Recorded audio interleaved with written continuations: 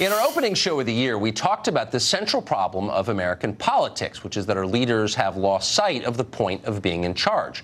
Their goal should be simple: strong American families.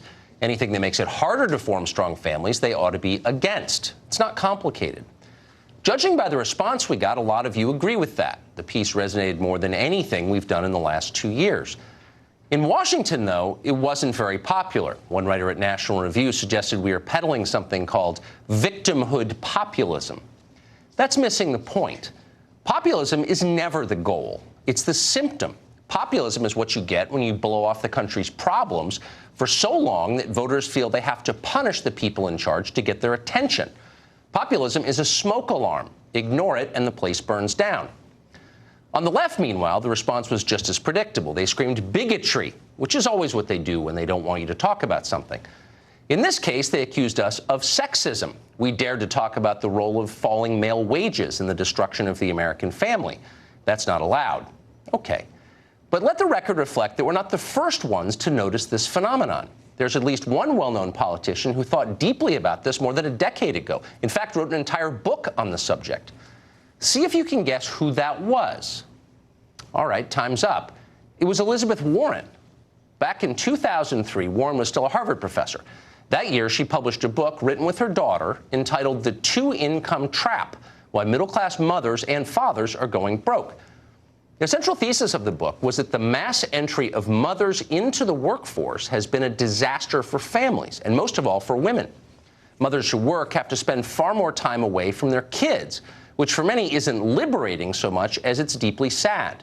Companies love it, of course, because more workers means cheaper labor. But middle-class families, they don't seem happier or more secure than they were a generation ago. If anything, much less. As Warren points out, you'd think families would be much richer with two parents working. That hasn't happened. Virtually all the income gains have been consumed in an arms race to maintain the status quo. Most things in American life are cheaper than they were 50 years ago, except for the things that middle-class families need most. Those are all much more expensive. Healthcare, daycare, college tuition, housing in places with good public schools. Buying those things now requires two incomes rather than one. That puts a strain on families in which both parents work. It absolutely crushes single-parent households.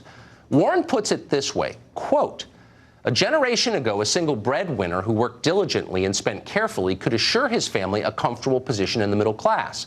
But the frenzied bidding wars fueled by families with two incomes changed the game for single-income families as well, pushing them down the economic ladder.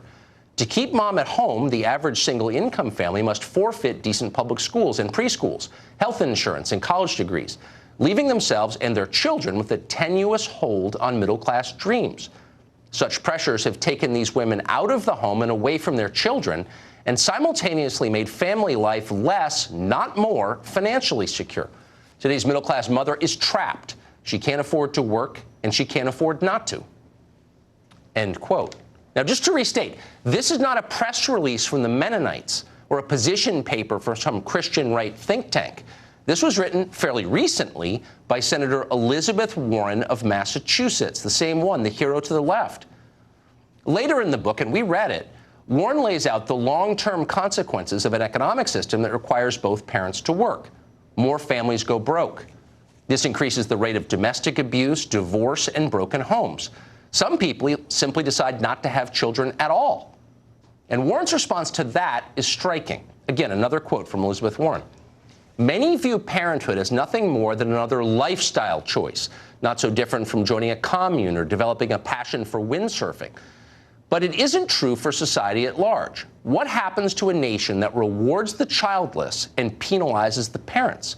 If middle-class men and women stop making that parental lifestyle choice, who will care for them in their old age? Who will pay taxes, build infrastructure, and keep the economy afloat? And most important, who will populate the great middle class of America's future?" End quote. Again, and we can't say this enough, Elizabeth Warren wrote that. Not in 1936, but in 2003, the modern era. We had jet planes and frozen yogurt. Elizabeth Warren said that out loud. Nobody seemed to mind. She'd never say that today. It's not allowed, like so much else that is true and important. We'd love to talk to Warren about her book anytime. Obviously, she won't come on. She can't talk about the things that she believed 10 years ago. No modern Democrat can. They can't say that protecting and encouraging married two-parent families ought to be the goal. That's not their base anymore. But we can talk about it, and we will. And we will celebrate Elizabeth Warren and anyone else who will join us in that conversation. This is not a partisan issue. It is all that matters. Amy Peikoff is a talk radio host and a frequent guest on the show. She was critical of our segment last week about market fundamentalism and asked to come on and debate it. And obviously, we're happy to have her. Amy, great to see you. Thanks for having me back, Tucker. Thank you. So our tax code and our regulatory schemes, every single one of them, every tax, every regulation either encourages or discourages human behavior. And since we know that strong middle-class families, independent families, are the basis of democracy and of a market economy, for that matter, why wouldn't we do what we can within reasonable limits to support strong middle-class families? Well, so what you're talking about there is market intervention. And so when I watched your monologue last week, and kudos to you for starting off the year with a bang, Tucker, when I watched that, what I saw is that while you and I have a lot of overlap in terms of what are the components of a good life, what can constitute happiness, we have a different idea of values. And in particular, what I saw in your monologue, Tucker, is that your conception of value is lacking one particular aspect that the free market provides for, which is choice. Values depend on choice, and they depend on them not just because you have to exercise reason and free will to produce human values. That's kind of a separate exercise. But if you take purpose, for example, which you talked about as a component of happiness, purpose is something that if it's going to make you happy, for you to pursue a purpose in life, it's something that you choose for yourself. I mean, imagine if the government gives you a list of approved purposes. Every market intervention, the ones that you were talking about in the intro here, you know, the regulations and the tax code and everything else, are little bits of force that the government exerts to keep people from making free choices. And a value requires that you choose it, you know? That's really, I think, the fundamental difference between what you're saying is, what you're saying is true, that all law, all regulation, all taxes, as I said in the intro to my question to you, encourage or discourage human behavior and therefore limit choice. That's their nature, okay? That's never going to change. So as long as you have a government and you're raising money to run it through the tax code, why wouldn't you self-consciously? But here's the thing. I don't necessarily think, I'm not an anarchist, but I don't think that a government, the existence of a government in the long term, you know, once a whole lot of people agree with my ideas, you know, Rand's ideas, once that happens, you don't have to have involuntary taxation, right? What we could do is we could have a pay-for-service sort of government. And, you know, there's proposals about how to do this, but it's so far down the road. It's very but I wonder, right here's the... But it doesn't depend on force, I was a libertarian for many years, so I know the nature of the fantasy, but I'm wondering, let me just ask you this. You dislike socialism like a fantasy right now, yes. You dislike socialism a lot, of course, and I don't think it works either. We're about to get it. That's very clear. We're going to get socialism. Ocasio-Cortez is famous for a reason, and we are acting like the Romanovs. Everything's fine, and that's the reason we're about to get this system that you hate. So wouldn't it be wiser to do what's necessary to bring these forces under control to help people so that we don't get socialism? Does that make sense? Well, I mean, so what you're saying is compromise by adding more government controls that you think are going to steer people towards making choices that are probably better for them, you know, in terms of raising good families and things like that. Is that what you have in mind? I'm saying that any country, any government, as long as we're accepting the reality of government, and I think for the time being we can agree on that we have a government that produces a system in which healthy families are very hard to maintain is a failing system.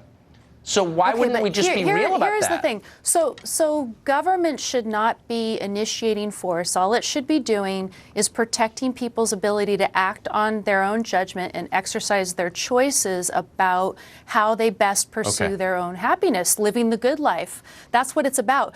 Government cannot make people happy. No market system can make people happy. The iPhone cannot make someone But it can happy. certainly make them very unhappy, and that's what I think our current system is doing. And I honestly think both of us will be lamenting the rise of some socialist lunatic very soon. But also where we disagree, we disagree about that nature of value. We're out of time. I will give you the last word, Amy. Okay, well, we don't have a free market right now, and that was the other point I was going to make. Okay. So not only do you and I disagree about value and choice, but we don't have a free market right now. The ills that you name are caused by government intervention. Amy Peikoff, always game for a good conversation. I appreciate it. Thank you. Thank you, sir.